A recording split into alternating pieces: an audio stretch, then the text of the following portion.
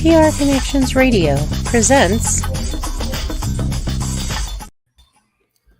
Well, welcome to the Crypto and Cash podcast.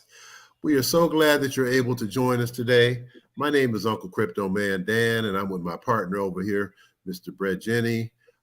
We are here to help you understand what's going around in the world, what's happening in the crypto world. If you're new to crypto, you want to get information that you can understand from people who want to just break it down for you. So, we don't want to talk over your head. We want you to understand everything that's going on. And so we're just some regular guys who really have stumped our toe in crypto a few times and done kind of, we did okay, up and down, up and down. We're not really traders. We're not here to tell you how to trade or anything like that. And I'm glad I said that because I always have to put in the disclosure that this is strictly for education. The Crypto and Cash podcast is here for education, it's here for entertainment, and it's here to make sure that you understand what's going on. You'll never hear us talk about, go trade and do this and do that. We want to do that. We want to give you the basics to understand crypto, and then we go from there. So I want my partner, Mr. Bret Jenny, here to say a few words, and then we'll get into it a little bit. Well, I'm kind of, to go off of what you're saying, I always tell people, I'm the world's worst trader.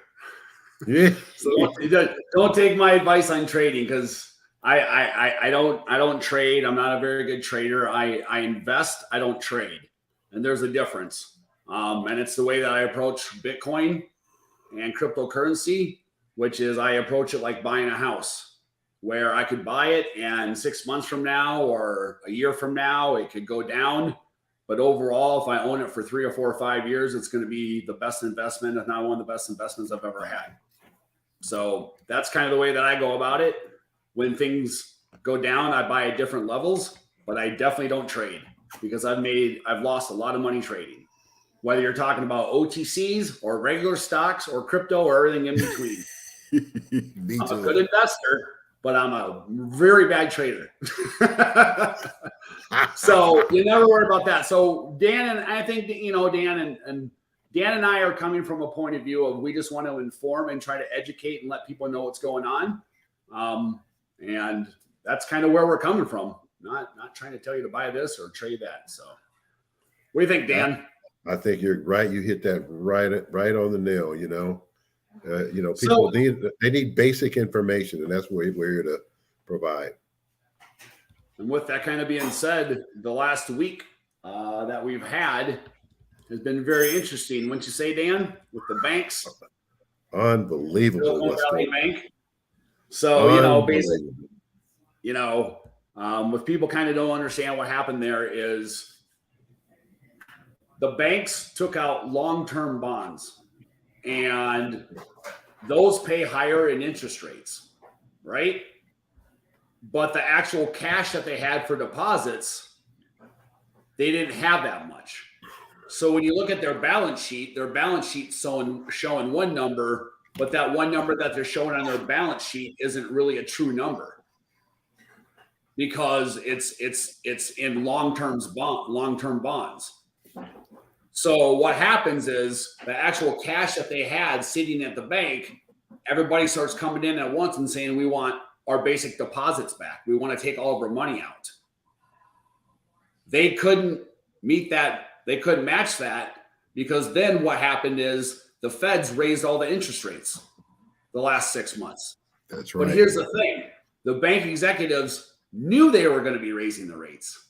They knew the rates were being raised, but they didn't change course on their bonds. They just kept them. So now it's kind of like, hey, I want my money from you. Okay, hold on. I've got to go sell this bond real quickly. No, I want my money now. Well, okay, just hold on. Let me just go sell this bond quick and then I'll get you that money. No, but I want it now. And that's the scenario we had. Yeah. So anyone under 250 was covered. And then you can say everyone else is being bailed out and they're not calling it a bailout, although it is. And then the argument is you shouldn't do that. And then the other side of that coin is, well, what if you're a small business or you're a startup and you've got payroll, you have all these other things? Like you weren't making stupid investments. You weren't gambling with the company's money. You were depositing it into a bank. Like what else are you supposed to do for trust? So then those people would, then it would be a whole ripple effect, which we're already seeing with Credit Suisse and the other banks. Signature. So Signature, everything. So yeah, that's just like you said, they got to make payroll, they got to survive. And what do you do if you're in that situation? I think that, this being related to what's going on around the world, we don't have to put it like this. I personally don't think that there are good times coming. And so people need to be very, very, very, very cautious is what I would say. Just be very cautious of, putting all your eggs into one basket, because I tell you, yeah, I mean, here's their solution, which is one of the proposals is we're just going to raise the FDIC limit higher. But you're still bailing them out with just printed money that you're hitting a printing button from. The issue is not solved. The issue is fractionalized banking. That's the issue, which is I give you $1,000. You can take that $1,000 and the government will basically give you $10,000 for that $1,000. So for every $1 that you deposit into a bank can loan on that $10. They're not changing any of that. Well, what's the point? The issue is now, what if everybody still wants to do a bank run? That problem would still exist technically. Absolutely. And they're trying to solve it by, we'll just calm people down. Now, what if the bank then creates, or the government then creates, a central bank digital currency? And now there's no more cash. And now the bank electronically, in a sense, owns your money. And you're like, man, I need to withdraw my money right away. The government says, we're not going to allow anyone to do a bank run, even though it's your money. We're just going to disable your coin, or disable you being able to get your, until we feel everyone's calm. Like, this is just one of many different ways they can control you. Yeah. So this is all a step in that, because their whole thing during the housing crisis with the lending out of that, which is we don't want to have all the banks conglomerated. And now that's what they're doing by having USBC take over Credit Suisse and all these other things, So now you're going to have 4 or 5 banks, and they're going to coincide with the digital currency. Isn't thinking about, Isn't Fed Now coin supposedly coming out in July? Some version of it. They've been testing it for a while. If you look at the history of it, the Feds have had the idea of a digital currency for 40 years now. Wow. But, like everything the government does, it takes them forever and a day just to do one little step. So, what's happened in the last 4 or 5 years, and with the rise of Bitcoin has sped that up, because now you've got Bitcoin introduced in cryptocurrency. So now you've got the idea of digital money, that even if you don't know what Bitcoin does, or you're not sure what this does or that does, you're familiar with the idea and you've heard the concept before at this point, no matter who you are, Man, how, the people that operate in cash, that's kind of scary. And a lot of those people really are not paying attention to what's going on around them. And so it's going to be rough. And then the other thing that is going to be very interesting is that with the advent, or the, with people actually using, and companies and banks and everything else using artificial intelligence, that's a whole other spin to exactly what we're talking about, because, that's going to change the way a lot of business is done. And a lot of people are going to get left out in the cold. I hate to say it, but, it's just going to happen. That's just, so I've been actually spending a lot of time lately on ChatGPT, which is which is Google AI, basically. It's not Google, but it's like instead of going in the Google and saying, tell me the history of Bitcoin and gold. Well, Google will print up a bunch of different websites and I go to ChatGPT and I can say, create a 5-page document on the difference between Bitcoin and gold and how they're interrelated in society. And it will literally put all that together into one 5-page document, like within 2 minutes. And obviously kids are doing their homework that way. Now, I mean, if they had that when I've been A+, I've been in Harvard, I've been everything in between, so, but point being is this, which is people need to understand that's a skill set in itself. I've been playing around on ChatGPT for probably about over a month now. Me too. And I tell you, it's a skill set of how to ask it. You've got to know how to give it the right prompting skills. Correct. Right?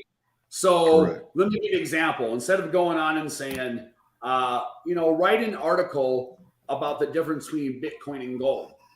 It'll come out and give up like 2 paragraphs. Okay, now make that paragraph 5 times longer, but make it a little more philosophical, and then give me 3 examples with that. And then okay, now with that, now make this example a little bit shorter and take out this. But I mean, you've got to know exactly. It's a whole different way of thinking. Like you're literally limited to your own thoughts of what you can think about or not think about on it. And when you log in and you register your account with it, it's like a new car. You know how you get a new car, and the new car has their settings. Well, a good new car adjusts to the way that you drive. I hit my brakes this quick. I drive a little bit slower here. I do what it is. A car for the first, 6 months or whatever it is adjusting the little nuances of it to how you drive. And it's the same thing with ChatGPT. It learns you, and it learns how you are and how you think as you go along. So the more that, the only difference is if you go to like a new chat, then it kind of separates all that stuff. You can't say, hey, go to my previous chats, even though the history's there. You got to keep on the same page because it'll come up with a page and say, okay, and then another tab bar will come below it. Okay, now take that and make it 5 times like that. So if you keep, you got to do it that way. But what it does is it learns your conversations, and then it adjusts it even more accordingly. It's crazy. Last night I'm working on some online stuff for some of the business tax credits programs that I'm doing. Mm-hmm. And I spent about an hour on ChatGPT last night.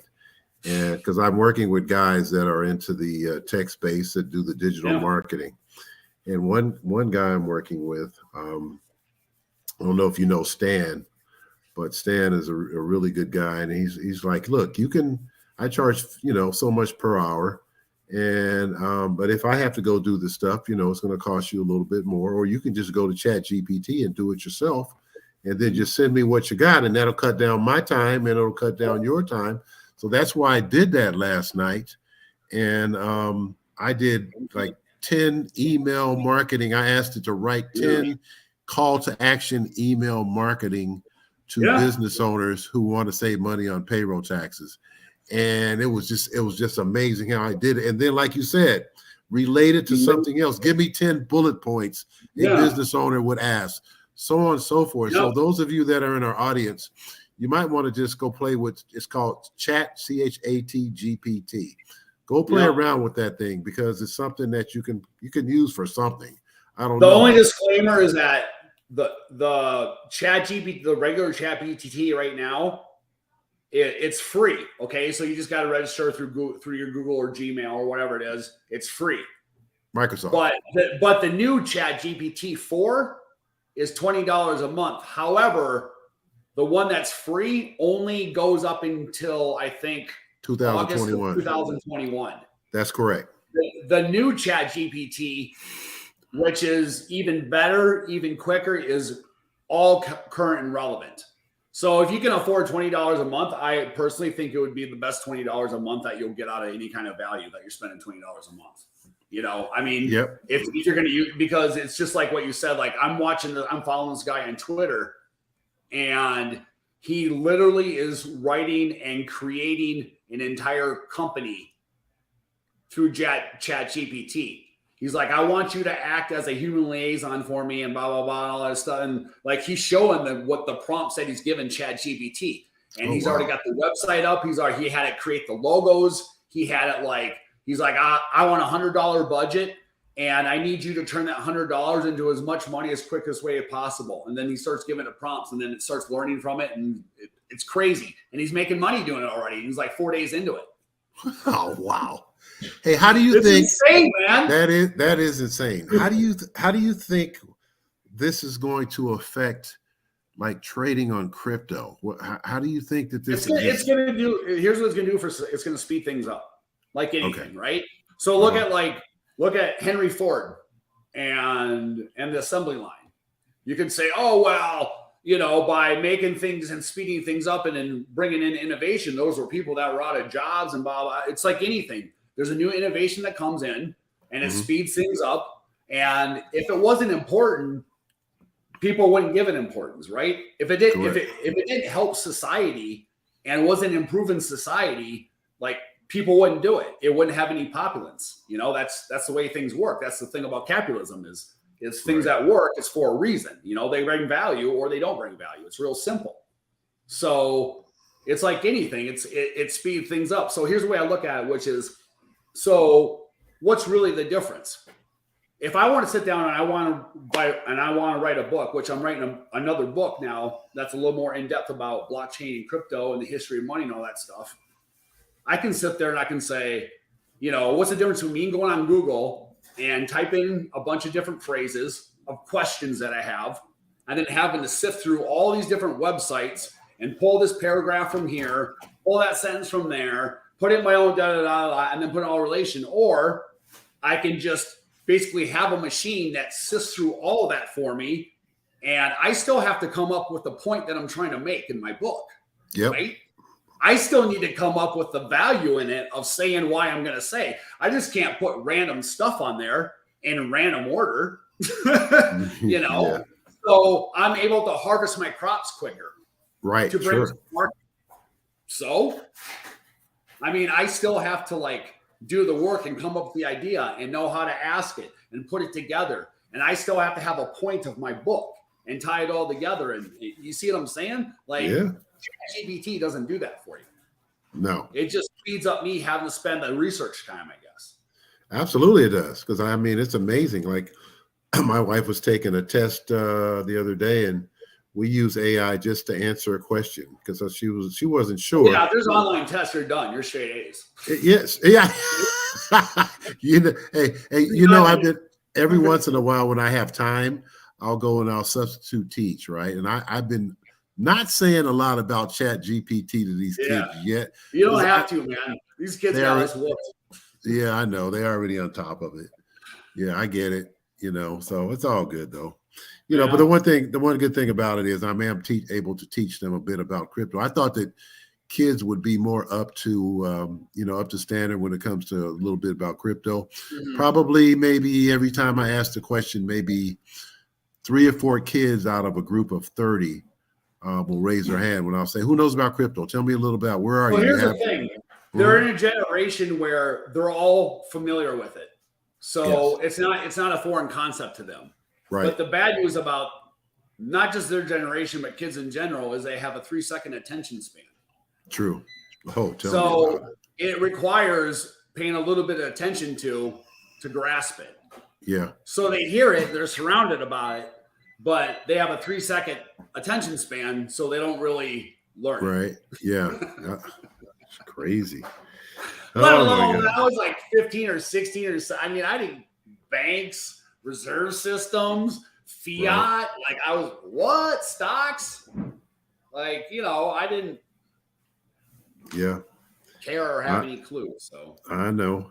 So what do you think about the I think I saw Bitcoin hit $28,000 today. Yeah, I did. I think it's back down to 26 or 27 or something. It's gone down a little bit, but overall, it's broke it's broke the 2-year downtrend. So that's the thing. It's over the EMA. It had to close this past week above 25,000. Okay. And it did that, well above that. So basically, the trend line that it's on, it's the first time that it's broken out of the downward trend line for 2 years straight. Right. It's broken out of it. So, a lot of it helped with the banks. That was my next question.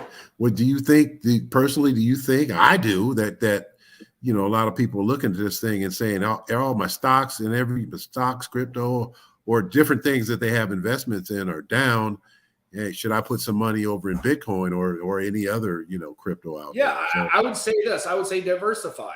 Even if you just had your money, even if you're like, I'm just keeping my money in the bank, put it in different banks. Yep, exactly. Like, diversify. I don't care if it's the same damn thing, Right. But personally, some stocks, some crypto. If you have real estate, if you can do, then you own that already. Some in the bank. I mean, I would say diversify in a bunch of different things. A lot of people will say, well, it depends what you say. Anybody says between 3% to, some hedge funds would do up to 10% in Bitcoin. Mm-hmm. If you're like, 10% is too, if you're talking where you've got like $1 million and you're like, okay, that's 10%, that's $100,000. Like, I understand that's $100,000. Like, that's different than 10% of my portfolio means I'm going to buy $5,000 in Bitcoin. Hey, speaking of that, buddy hits me yesterday on a text. He said, I just met this guy that has 10,000 Bitcoin and he bought them at 2 cents a piece. I'm like, that's stupid. You know what I said, Brett? I said, what's his address? Yeah. I would say, when did he sell most of them? He still got them. Yeah. Well, he's very few. I think we talked about this before, which is most people, I know plenty of people who bought Bitcoin when it was 25 cents, when it was $1, when it was even $25. And there were people really early in tech space, Yep. And all of them sold it way before, think about getting something at 25 cents and then it shoots up to like $500. Right. Why would you not sell it? I would. And so then you're like, okay, it's going to go down, and then it starts going down.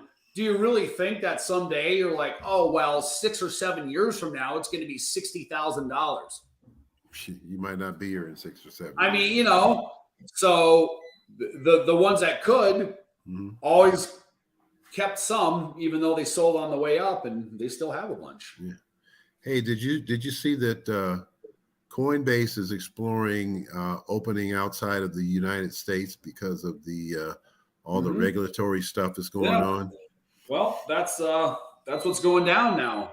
Part of Signature Bank and these other banks were tied into crypto. And so now the government's basically coming in and saying, hey, if you want us to help you out, you basically have to drop anything that you do with crypto and any association with crypto. And by that, I mean, you have an account with like Chase Bank, and then I go to buy Bitcoin. Well, I have to buy it through my Chase Bank. And so the government says, well, if you're going to allow your customers to facilitate buying crypto through your bank, we're not going to come in and save you. So, and one has nothing to do with the other, man. None. It has, but it's definitely what the government. This is another attempt of the government wanting the central bank digital currency. Yep. Which is right. To get rid of this. But by the way, thanks for ushering in the idea to everyone for us. Appreciate it. Well, those of you that are new, when he says, and you hear the term CBDC, that's exactly what Bret is talking about. Central bank digital currency. That's what the government is trying to move towards. So they'll control everything in the banking space. So again, we're here to educate you, and hopefully you guys are learning a lot today. And again, we're here every 2 weeks where we come to the Crypto and Cash podcast. And our whole goal, again, is education, education, education. And I think that Our show may not be the biggest out there because we're relatively new, but I tell you what, you probably won't find two more down to earth guys who just really want to help you guys understand what's going on. So I appreciate Will just that. doesn't know Mr. about Bret. us yet. They will. It's all good. I am here. Hear me roar. Bret, you're best.